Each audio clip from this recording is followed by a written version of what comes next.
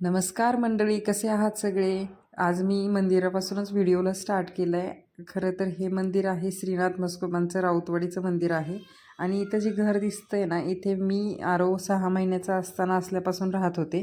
आम्ही मिनिमम 3.5-4 वर्ष इथे राहिलो.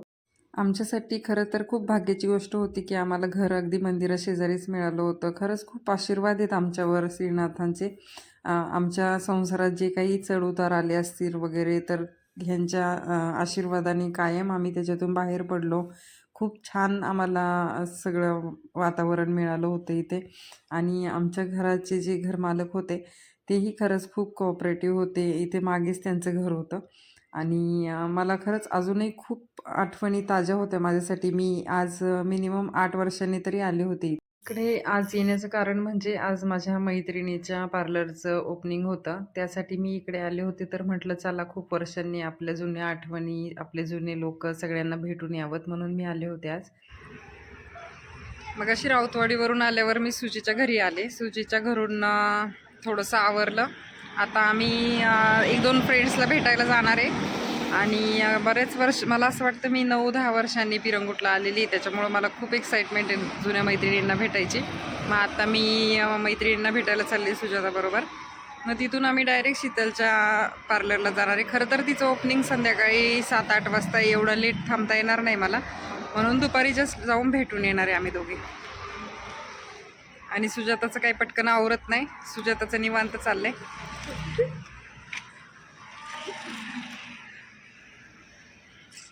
बसतेस का नाही आजचे दिवस? आणि मी तुझ्या एरियात असून मी स्कार्फ वगैरे बांधलं नाही, आणि तू लगेच स्कार्फ बांधून निघाली. स्किन खराब होती. Skin protector. चला. सुजातासोबत मी पिरंगुटच्या मार्केटमध्ये गेले आणि तिथे शीतलसाठी गिफ्ट घेतलं आणि मग आम्ही शीतलकडे गेलो. खरं तर राऊतवाडीला मला सगळ्यांसोबत व्हिडिओ काही करता आला नाही, कारण सगळेजण कम्फर्टेबलच असतात असं नाही. त्यामुळं मी एक फोटो फक्त तुमच्यासोबत शेअर केला. तिथं मी मनीषाताई आणि त्यांच्या सासूबाई, म्हणजे आमचे जे घरमालक होते, त्यांच्यासोबत जो फोटो काढला तो. त्यानंतर मी भुकुमला जायला निघाले. पिरंगुटवरून भुकुममध्ये फक्त एक मध्ये मोठा घाटाचं अंतर आहे. आणि इथे जे घाटातलं खाली जे कंपन्या दिसतात, इकडे आरवच्या बाबांची ऑफिस होतं त्यावेळी. ते इकडेच जॉबला होते, म्हणून आम्ही तिकडे राहायला होतो राऊतवाडीला. खरं तर म्हणतात ना, गेले ते दिवस राहिल्या त्या आठवणी, तशी आज माझी गत होती. म्हणजे मला असं वाटत नव्हतं की मी इतक्या वर्षांनी आले. म्हणजे असं पूर्ण सगळं डोक्यात सगळं ताजं ताजंच होतं. जसं काही मी आत्ता एक मागच्या वर्षी किंवा काही महिन्यांपूर्वीच इथून गेलेली आहे असं मला वाटत होतं.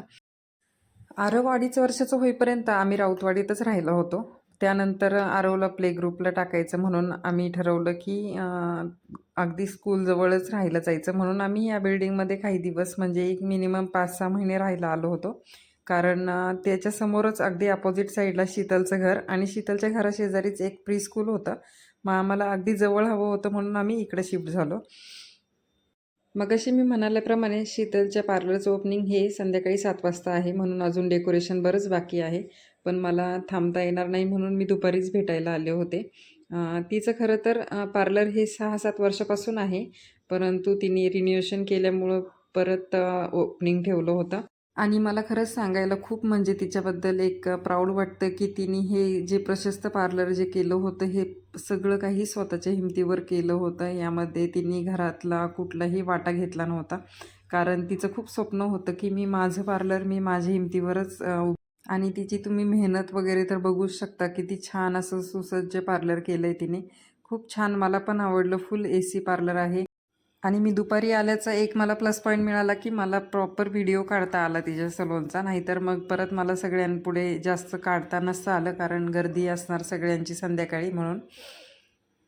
हे जे माझ्यासमोर तुम्ही मराठी कॉम्प्लेक्स पाहताय, हे सर्व काही शीतलच्या फॅमिलीचंच आहे. आणि तिथेच तिचं शॉप आहे, आणि इकडे पलीकडे तिचं घर आहे. तर आम्ही आता तिच्याकडे चाललो आहे घरी तिच्या, कारण तिचा अजून आवरावर बाकी असेल. कारण कार्यक्रम तर मी म्हणाले तसं संध्याकाळीच, त्यामुळं मी आणि सुजाता चालतच निघालो आहे तिच्याकडे. किती डेव्हलप झालंय ग. पहिलं फक्त ही तर सोसायटी होती, ही मला वाटतं शीतलचे मिस्टर. दाजींना व्हिडिओत घेते ना. तिथे शीतलचं सलोन आहे. आणि हे आहे शीतलचं सुंदर असं हवेशीर घर. आणि ना आरव इथं स्कूलला होता, प्ले ग्रुपला. हे जे 2 शॉप दिसत आहेत ना, हे इथे हे 2 शॉपमध्ये आरव स्कूलला होता, प्ले ग्रुपला. मी त्यावेळी तेव्हा ही भिंत नव्हती मधली. मी त्यावेळी आरवला स्कूलमध्ये सोडून शीतलकडे बसायची, कारण तो रडत होता ना स्कूलमध्ये, म्हणून तो खूप मी इथंच वाट बघत बसायची त्याची. या आहेत उत्सव मूर्ती, ज्यांचं जी कायम आम्हाला ओरडत राहते. आम्ही तुझ्या पार्लरमध्ये छान फोटो वगैरे काढून व्हिडिओ शूट करून आलोय. आम्ही तिथे जाऊन मस्त सगळं फिरून आलो आम्ही.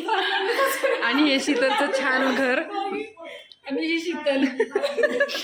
शीतलच्या बेडरूमची खिडकी आहे आणि इथून मी आरवल्यावर लक्ष ठेवायची की तो रडतोय का, तो काय करत असेल, हे मी कंटिन्यू बघत बसायची. इथून लगेच आल्यावर कामाला लावलं. ती मला तसंही संध्याकाळ वाजवणार. ती राहत तिला, पण ती काय राहत नाही. अगं राहिला काही नाही, मला जायला किती लेट होईल. जवळ आहे का राहिला मी? राहते, मी सोडते तुला सकाळी. बघ, आणि माझी गाडी टेम्पोत टाकणार आहे. तिला भेटून आम्ही 1 तासात मागे फिरणार होतो, पण काही गप्पांचा मोह आवरला नाही तसं म्हणता येईल. मग आम्ही गप्पा मारता मारता तिचे हेअर स्ट्रेट करून दिले, तिचं थोडंसं आवरून दिलं.